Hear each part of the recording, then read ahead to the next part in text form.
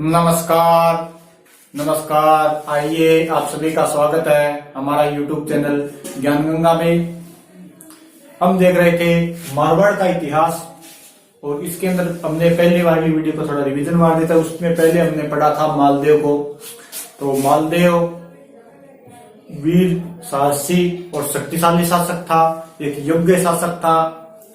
कुछ लोग कहते हैं कि वो अपनी पिता गंगा की हत्या कर शासक बना, लेकिन कुछ इतिहासकार इसे नहीं मानते। इसके बाद में जब वो शासक बना तब उसके पास दो ही परगने थे, एक सोजत पाली वाला और एक जोधपुर का परगना था। वीरता के कारण उसने अपनी वीरता से, अपने युद्ध कौशल से 52 युद्ध किए और 58 परगनों को जीत लिए। तो उसे बोला जाता है 52 युद्ध और 58 परगनों का विजेता। फारसी इतिहासकारों ने मालदेव को हसमत वाला राजा कहा है और बदायूंनी ने इसे भारत का महान पुरुषार्थ कहा है। इसके बाद में हम कुछ देखते हैं मालदेव की हुमायूं के साथ। तो हुमायूं मिलने आया था मालदेव से, जोगी तीर्थ नामक स्थान पर रुका था और बाद में इनकी थोड़ी बात नहीं बनी तो हुमायूं वापस चला गया। शेरशाह के साथ इनका युद्ध हुआ था, जिसे हम गिरी सुमेर का युद्ध या जेताड़ का युद्ध कहते हैं। मालदेव की तरफ से थे जेता कुंपा। 1544 में 5 जनवरी 1544 में युद्ध होता है, शेरशाह की विजय होती है। इसके बाद में मालदेव कहां चला जाता है? सिवाना। और कुछ साहित्य स्थापत्य कला देखी थी मालदेव की, जैसे मालकोट का दुर्ग बनवाया, पोखरण दुर्ग बनवाया। कुछ कहते हैं कि 1 दर्जन से अधिक दुर्गों का निर्माण करवाया था मालदेव ने मारवाड़ के अंदर। इसके बाद में मालदेव की मृत्यु हो जाती है 1562 में और उनकी रूठी रानी सती हो जाती है 1562 में उनकी पगड़ी के साथ। इसके बाद में आगे का राजा बनता है मालदेव। पढ़ा था तो मालदेव के 3 पुत्र थे, वैसे काफी पुत्र थे, लेकिन बड़ा ही बड़ा पुत्र था मालदेव का राम सिंह।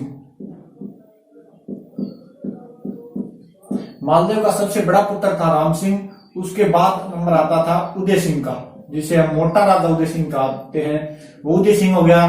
फिर आता था चंद्रसेन का और नंबर 4 पर था एक रायमल नाम का उनका पुत्र था। इस राम सिंह को तो मालदेव ने अपने जीते जी यानी अपने शासन काल में ही क्या कर दिया था? निष्कासित कर दिया था। तो ये तो आगे का राजा नहीं बनेगा। मालदेव का बड़ा पुत्र है राम सिंह और ये वो मैंने आपको बताया था रूठी रानी के साथ, रूठी रानी ने इसे गोद ले लिया था और उसके साथ मिला था केरवा वगैरह में।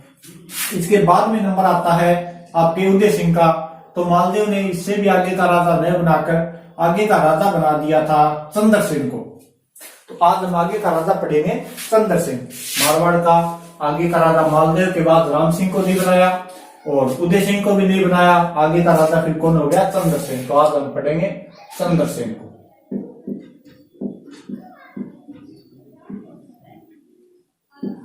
चंद्रसेन एक वैसे देखें तो सभी एग्जामों के लिए इंपोर्टेंट शासक है, तो इसे थोड़ा बढ़िया तरीके से पढ़ लेना।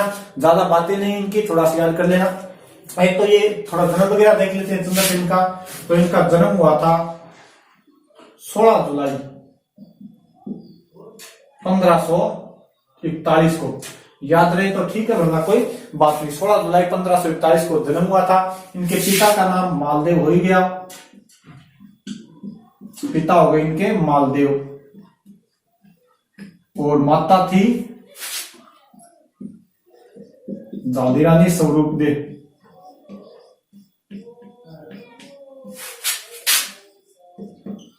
जाली रानी स्वरूप दे थी इनकी माता। मैंने आपको बताया था कि इसी मालदेव ने अपनी शादी से विवाह करने की इच्छा प्रकट की थी। तो वो यही रानी थी जिसकी बहन से मालदेव ने शादी करने की इच्छा प्रकट की थी, जिससे महाराणा उदय सिंह ने शादी कर ली थी। तो वही थी जाली रानी स्वरूप दे। इनका प्रभाव थोड़ा ज्यादा था मालदेव के ऊपर, तो इन्होंने अपने पुत्र को राजा बना दिया। आगे काफी राजा बन गया चंद्रसेन। तो ये थोड़ा जन्म देख लेना। इनका राज्याभिषेक हुआ था 1562 में, राज्यारोहण। तो वो तो मालदेव की मृत्यु के बाद होगा, तो 1562 में इनका राज्यारोहण हो गया। अब देखिए चंद्रसेन की खास बात क्या है कि एक तो ये अपने 2 भाइयों को बाईपास करके, यानी बड़ा पुत्र था राम सिंह और उसके बाद का 2 नंबर का पुत्र था उदय सिंह, उन दोनों को बाईपास करके क्या है राजा बनाया, 3 नंबर का राजा बनाया। तो भाइयों का विद्रोह भी इसको सहना पड़ेगा। हालांकि इसने राजा बनने के बाद में संतुष्ट करने के लिए उन्हें जागीर भी दी थी। राम को जागीर दी थी गुंदोज की। ये जो राम सिंह है इसको चंद्रसेन ने क्या है, खुश करने के लिए, थोड़ा बराबर करने के लिए जागीर भी दी थी। तो राम सिंह को जागीर दी थी गुंडोज की, और उदय सिंह बताया उसको जागीर दी थी फलोदी की। उदय सिंह को जागीर दे दी फलोदी की। और एक भाई और बताया था मैंने आपको इसका, रायमल, और रायमल को जागीर दी थी सिवाना की। रायमल को जागीर दे दी सिवाना। राठौड़ों का शेल्टर हाउस, सेफ हाउस था सिवाना, तो वो जागीर दे दी थी रायमल की। लेकिन ये नहीं माने, खुश नहीं हुई इससे। ये राम सिंह चाहता था कि बड़ा पुत्र मैं हूं तो आगे का राजा मैं बनूं। उदय सिंह चाहता था कि राजा मैं बनूं, लेकिन राजा मालदेव ने किसे बना दिया था, चंद्रसेन को। तो ये राम सिंह चला जाता है अकबर के पास। सबसे पहले राम सिंह चला गया अकबर के पास, और अकबर के पास जाकर कहा कि मैं बड़ा पुत्र हूं मालदेव का, तो आगे का राजा मुझे बनना चाहिए, तो आप मेरी सहायता कीजिए। और अकबर को राजस्थान में घुसने के लिए कोई मौका ही चाहिए था। वो तो इसी मौके की ताक में बैठा था कि कब कोई राजा आए या कब कोई आपसी फूट पड़े और मैं जाकर इंटरफेयर करूं और वहां पर अपनी सत्ता स्थापित करूं। तो इससे अच्छा मौका और कहां मिलेगा जब आपस में भाई भाई लड़ रहे हैं। और कहीं तक ये भी बात अकबर के ध्यान में थी कि इस जो चंद्रसेन का पिता है मालदेव, इसने मेरे पिता और भाइयों की अच्छी तरीके से सहायता नहीं की थी। इसी कारण अकबर ने 1564 के अंदर 1564 के अंदर राम सिंह को बोला भैया ठीक है मैं तेरी सहायता कर दूंगा, और इसकी सहायता के लिए जोधपुर पर अटैक कर दिया। और उसका सेनापति था हुसैन कुली खां। हुसैन कुली खां के नेतृत्व में सेना भेज दी राम सिंह के साथ, और जोधपुर पर अटैक कर दिया। और जोधपुर पर हमला करके जोधपुर को जीत लेता है हुसैन कुली खां, और वहां का एडमिनिस्ट्रेटर बन जाता है। अब चंद्रसेन कहां जाएगा, थोड़ा चंद्रसेन की देख लेना है कहां कहां जाएगा। इससे पहले देखो इस राम सिंह चला गया, इससे पहले उदय सिंह ने भी, ये थोड़ा राय सिंह था, इसमें कोई ज्यादा विद्रोह नहीं किया, ये शांत बैठा रहा। लेकिन उदय सिंह और चंद्रसेन के बीच एक युद्ध हुआ था, लोहावट का युद्ध। चंद्रसेन के बीच क्या हुआ, युद्ध हुआ था। जोधपुर में एक जगह पड़ती है लोहावट, तो लोहावट का युद्ध हुआ था। थोड़ा ध्यान कर लेना कि क्वेश्चन आ जाए कि लोहावट, चंद्रसेन ने लोहावट का युद्ध किसके विरुद्ध किया, तो उदय सिंह का इसमें चंद्रसेन की विजय होती है। थोड़ा ध्यान कर लिया। फिर आगे राम सिंह चला गया अकबर के पास और जोधपुर पर अधिकार कर लेता है हुसैन कुली खां। अब इसके बाद में अकबर हिंदुस्तान का बादशाह था।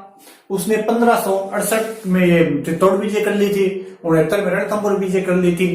अब वो चाहता था कि थोड़ी और बाकी जो मारवाड़ वगैरह है वहां पर भी अधिकार कर ले। इधर बूंदी वालों ने भी इसकी अधीनता स्वीकार कर ली थी। तो अकबर ने 1570 में एक नागौर दरबार लगाया। अकबर आता था अजमेर ख्वाजा मोइनुद्दीन चिश्ती के दरगाह पर। कहते कि 14 बार आया था अकबर यहाँ पर, और आने के बाद उसने यहाँ पर थोड़ा ध्यान दिया तो उसे पता चला अकाल पड़ा था उस समय नागौर के अंदर। 1570 में बात है नागौर की। तो अकबर ने सभी यहाँ के राजाओं को लेटर लिखा। ख्वाजा मोइनुद्दीन चिश्ती के बाद जाने के बाद अकबर कहाँ आया, नागौर आया, और सभी राजाओं को लेटर लिखा कि यहाँ पर अकाल पड़ा है तो मैं आपसे बातचीत करना चाहता हूँ और आप राजा सभी यहाँ पर आइए। तो अकबर ने उस समय क्या नाम दिया, अकाल राहत के तहत। अकाल राहत के तहत अकबर ने सभी राजाओं को नागौर के अंदर बुलाया। 1570 में नागौर दरबार लगाया, नागौर कोर्ट लगाई, यहाँ पर सभी राजाओं को बुलाया। और आने के बाद सभी राजाओं को बोला कि चलो अकाल की बात तो बाद में करेंगे, पहले ये बताओ कि कौन कौन राजा मेरी अधीनता स्वीकार करना चाहता है। उसमें आपको बता दूंगा कि बीकानेर से कल्याणमल गया था, जैसलमेर से राज भाटी गया था।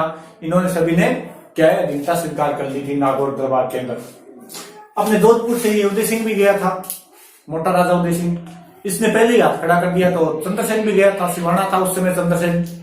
जोधपुर पर हमला हो गया तो सॉरी जोधपुर पर जब हुसैन कुली खां का अधिकार हो गया तो चंद्रसेन कहाँ चला गया था, ये चला गया था आपके भद्राजुम। तो भद्राजुम से चंद्रसेन भी आया था।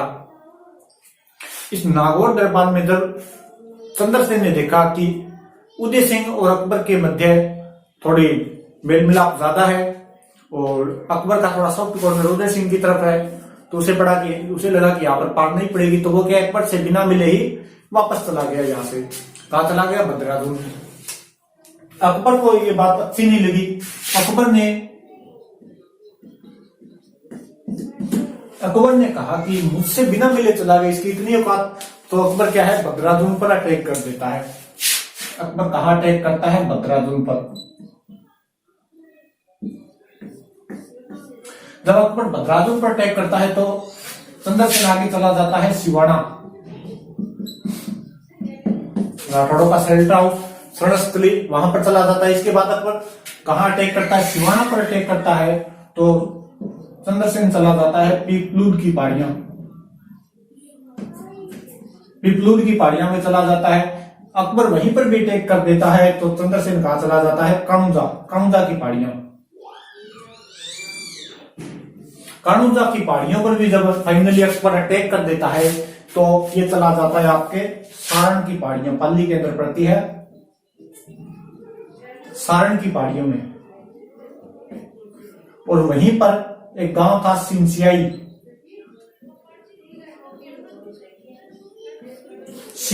गांव में क्या है, चंद्रसेन की मृत्यु हो जाती है।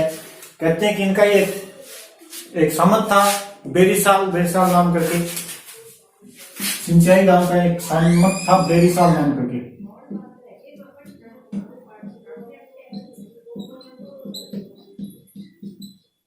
बेरीसाल राठौड़ था। इसने कहते हैं कि इसके घर खाना खाकर आया था चंद्रसेन, उसके बाद इसकी मृत्यु हो गई। तो माना जाता है कि बेरीसाल ने क्या है, जहर दे दिया, क्योंकि सामंत सब थे।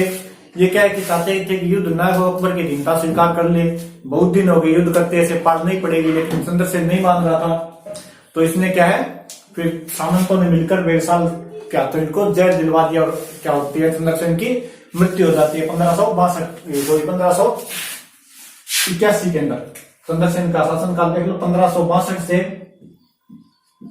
1581 तक। इसके बाद में ये जोधपुर को अकबर क्या है, खालसा घोषित कर देता है 2 साल तक। फिर 83 में आगे मोटा राजा उदय सिंह शासक बनता है। अब कुछ चंद्रसेन की बातें हैं कि चंद्रसेन और प्रताप के अंदर जो समानताएं हैं वो देख लेते हैं।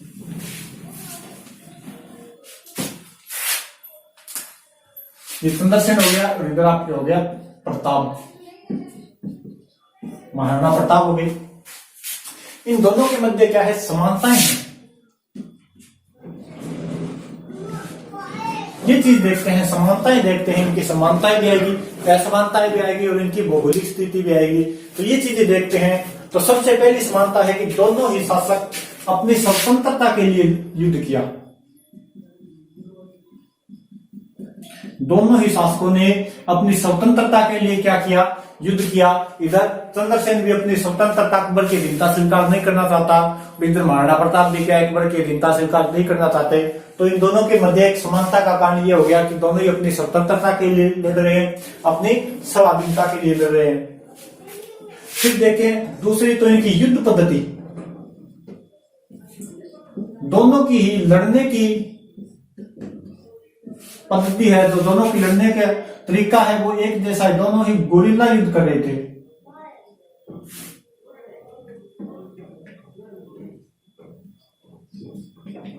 दोनों ही गुरिल्ला टेक्निक का उपयोग कर रहे थे, गुरिल्ला युद्ध कर रहे थे। इधर पहाड़ियों में छुप जाते, यानी आज के अगर टाइम में बोले तो क्या हो गया, सर्जिकल स्ट्राइक। दोनों पहाड़ियों में छुप जाते, सेना आती तो उस पर अटैक कर देते छुप कर, और फिर वहां से जितना नुकसान पहुंचाना होता उतना पहुंचाकर वापस भाग जाते, छुप जाते।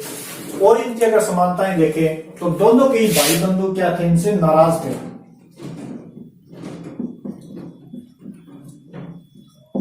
भाई बंधु क्या थे, इनके नाराज थे। यानी इधर देखे चंद्रसेन के भाई देखे हमने राम सिंह, उदय सिंह और रायमल, ये दोनों तीनों क्या थे, इनके खिलाफ थे। उधर महाराणा प्रताप में हम देखते हैं कि उनका भाई जरमान तो अकबर के पास चला ही जाता है, शक्ति सिंह भी चला गया था, और एक भाई इनका सागर था, उनका भी विद्रोह सहना पड़ा था। तो ये भी इन दोनों के अंदर क्या है, समानताएं हैं। इसके बाद में देखें तो दोनों के पास क्या है, संसाधन की कमी थी, संसाधन की कमी।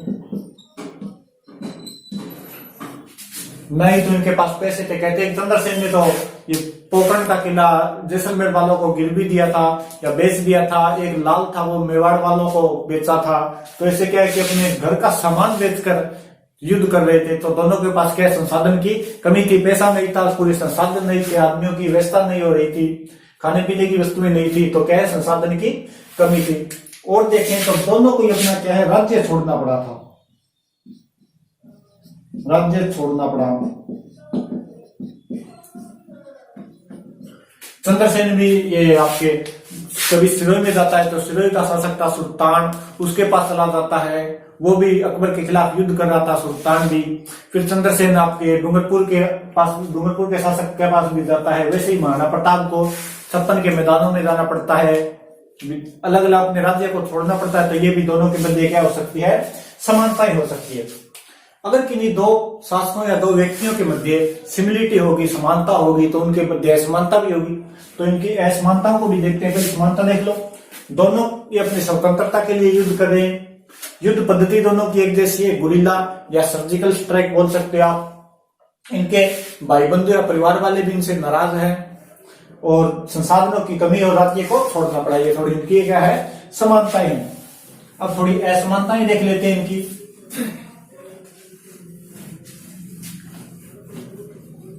असमानताओं में देखें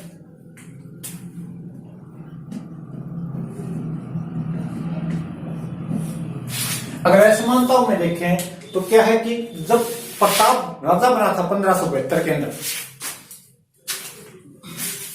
प्रताप राजा बना था 1572 के अंदर और चंद्रसेन राजा बन गया था 1562 में।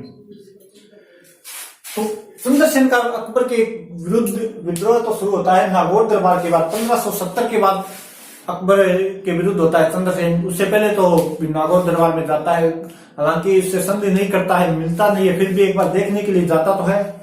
लेकिन प्रताप का सीधा क्लियर था कि राजा बनते ही इसने सीधा जलाल खान आया था तो उसके पास उससे बातचीत नहीं की थी, संधि नहीं की थी। तो ये इसका सीधा क्लियर था कि हमको संधि नहीं करनी, अधीनता स्वीकार नहीं करनी। लेकिन चंद्रसेन हालांकि अधीनता स्वीकार नहीं करता है, लेकिन एक बार ट्राई तो किया था इसने नागौर दरबार के अंदर जाकर कि हो सकता है कि अगर बात बने तो उसकी अधीनता स्वीकार कर लूं, हालांकि नहीं करता। उसके बाद क्या है, ये अधीनता स्वीकार करने का प्रयास नहीं करता और आजीवन युद्ध करता है।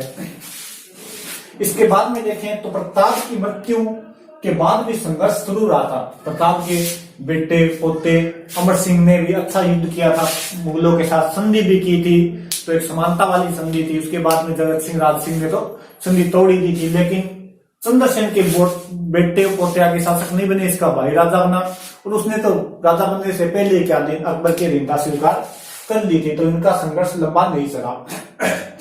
महाराणा प्रताप का संघर्ष लंबा चला और चंद्रसेन का संघर्ष लंबा नहीं चला था। ये भी दोनों के मध्य क्या है, असमानता है। इसके बाद में हम देखते हैं कि महाराणा प्रताप ने एक बेस तैयार कर लिया था। चावंड को क्या है, अपनी राजधानी बना ली थी। चावंड को अपनी राजधानी बना ली थी, एक बेस तैयार कर लिया था। जबकि चंद्रसेन कुछ से ऐसा नहीं कर सके थे, वो इधर उधर भटकते रहे। सबसे पहले जोधपुर से कहा गए बदराजुन से सिवाड़ा, फिर पीपलूद, फिर कानोजा और फिर सिंचाई, ऐसे क्या है घूमते हुए रहे। लेकिन महाराणा प्रताप ने क्या अपने एक बेस तैयार कर लिया था, एक राजधानी बना ली थी। तो एक राजधानी बना ली तो महाराणा प्रताप के साथ जनता का सहयोग था। इनके पास डोनर थे, इन्हें मामा साहेब और ताराचंद जैसे व्यक्तियों ने क्या है दान दिया था। इनको दान देने वाले थे। लेकिन मारवाड़ ये तो खुद मंगतों का देश रह गया। इधर कोई चंद्रसेन को मारवाड़ के अंदर क्या है डोंगर नहीं मिल सके, कोई दानवीर नहीं मिल सके। तो ये भी दोनों के मध्य क्या है कि समानता है, असमानता है। और देखिए अगर चंद्रसेन और महाराणा प्रताप के बीच, तो महाराणा प्रताप का आपको मैंने बता दिया कि आम जनता भी इनके साथ थी, लेकिन चंद्रसेन कुछ ऐसा नहीं कर पाए थे, नेशनलिज्म की भावना नहीं उत्पन्न कर पाए थे। अब देखते हैं चंद्रसेन और महाराणा प्रताप के मध्य समानता देख ली, असमानता देख ली। अब इनकी थोड़ी भौगोलिक स्थिति देखते हैं कि ऐसा क्यों हुआ कि चंद्रसेन को लोग ज्यादा याद नहीं करते, इनकी लोगों ने सहायता नहीं की, इन्हें ज्यादा क्या है दानवीर आदमी नहीं मिल सके, लेकिन महाराणा प्रताप को मिल गए। इनकी देखते हैं भौगोलिक स्थिति। सबसे पहले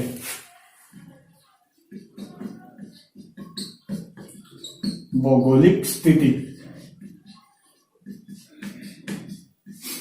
भौगोलिक स्थिति में देखें तो ये मेवाड़ है। मेवाड़ की भौगोलिक स्थिति बढ़िया है, छुपने के लिए जगह है, पहाड़ियां है, तो यहाँ पर क्या है भौगोलिक स्थिति बढ़िया है। लेकिन मारवाड़ है, समतल पड़ा है, टीले है, मरुस्थल है, यहाँ पर न छुपने की जगह, न बंदा न बंदे की जात दिखाई देती यहाँ पर तो, और न ही कुछ खाने पीने की व्यवस्था हो पाती है। लेकिन पहाड़ियों में बढ़िया खाने पीने की व्यवस्था भी हो जाती है, छुपने के लिए जगह भी मिल जाती है, और अपना एक बढ़िया जगह तैयार कर सकते हैं। तो हो सकता है जितने महाराणा प्रताप बढ़िया थे उतने चंद्रसेन ने संघर्ष किया, लेकिन थोड़ी भौगोलिक स्थिति कमजोर होने के कारण क्या है ये ज्यादा समय तक नहीं टिक पाए।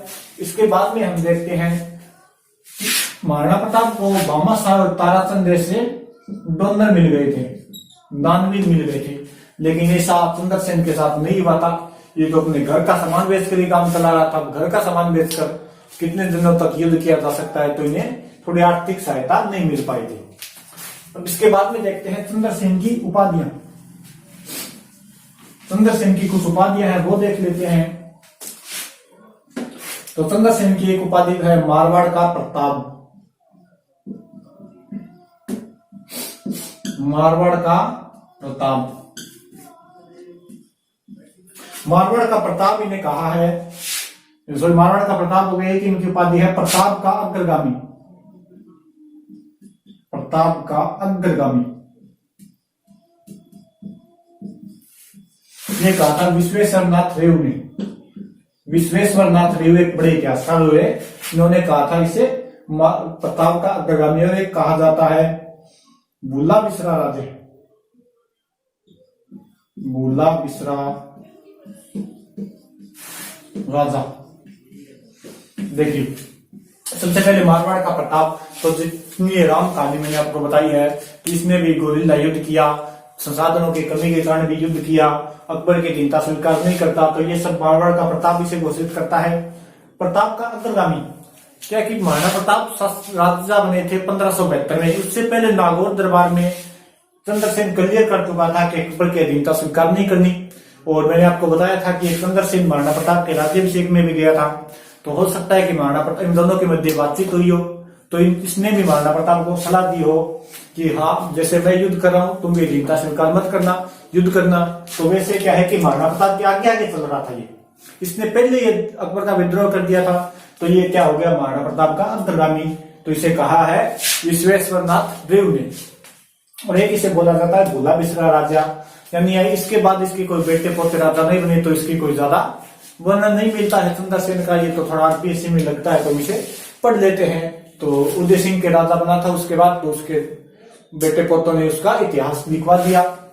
तो ये हो गया एक थोड़ा सा इसके अंदर हमने पढ़ा था नागौर दरबार। तो ये चंद्रसेन की उपाधि देख लेना, मारवाड़ का प्रताप, प्रताप का अग्रगामी और भूला बिसरा राजा। एक हमने इसके अंदर देखा था नागौर दरबार।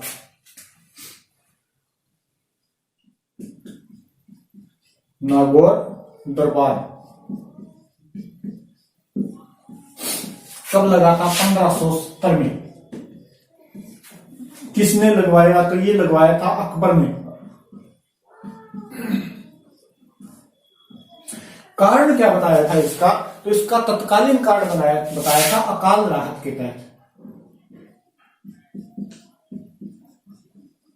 अकाल राहत के तहत तो इसने अकबर ने इसका कारण बताया था कि उस समय नागौर में अकाल पड़ा हुआ था, तो सभी राजाओं को लेटर लिखता है कि तो अकाल के बारे में मैं आपसे बातचीत करना चाहता हूं। लेकिन इसका वास्तविक कारण था कि राजस्थान में अपनी सत्ता कैसे स्थापित की जाए। तो इसके अकाल राहत के तहत काम किया, तो अकबर ने यहाँ पर एक शुक्र तालाब भी बनवाया था। शुक्र तालाब भी बनवाता है कि चलो कुछ तो अकाल राहत के तहत करे, यहाँ पर नाम ही ले दिया तो यहाँ पर क्या बनवाता है? शुक्र तालाब बनाता है। अब देखिए इसका क्या प्रभाव क्या पड़ा, नागौर दरबार का प्रभाव क्या पड़ा राजस्थान के कल्चर पर, यहाँ की भौगोलिक स्थिति पर, यहाँ के राजनीति पर क्या प्रभाव पड़ा, ये बात देखते हैं। तो नागौर दरबार के अंदर बीकानेर से आया था आपके कल्याणमल, आगे बीकानेर पढ़ाऊंगा तो बता दूंगा। बीकानेर से आया था कल्याणमल, इसने अकबर की अधीनता स्वीकार कर ली। जैसलमेर से आया था आपके हरराज भाटी, हरराय भाटी, इसने भी अकबर की अधीनता स्वीकार कर ली। और जोधपुर का था उदय सिंह, उसने भी क्या है अधीनता स्वीकार कर ली थी। तो इन सब ने जब अधीनता स्वीकार कर लिया अकबर की, तो क्या है कि इनके मध्य युद्ध समाप्त हो गए, और युद्ध समाप्त हो गई तो थोड़ी सांस्कृतिक उपलब्धियां हुई, थोड़ी स्थापत्य को क्या है स्थापत्य को थोड़ा प्रोत्साहन मिला, तो यहाँ पर क्या है थोड़ी शांति हो गई, तो कल्चरल एक्टिविटी बढ़ गई, तो इसीलिए थोड़ा सा इसका प्रभाव पड़ता है। इसके बाद की क्या है थोड़ा सांस्कृतिक उपलब्धियां बढ़ जाती है, ये थोड़ा प्रभाव पड़ गया। तो ये आपने पढ़ लिया चंद्रसेन। इसके बाद में राजा बन जाता है 1581 में चंद्रसेन की मृत्यु होती है। 2 साल तक जोधपुर क्या खालसा रहता है, और फिर 1583 में आगे का राजा बनता है मोटा राजा उदय सिंह, जिसे मोटा राजा की उपाधि दी थी अकबर ने। उदय सिंह राजा बनता है, तो उसे पढ़ेंगे हम अगली वीडियो में। Okay, thank you, bye.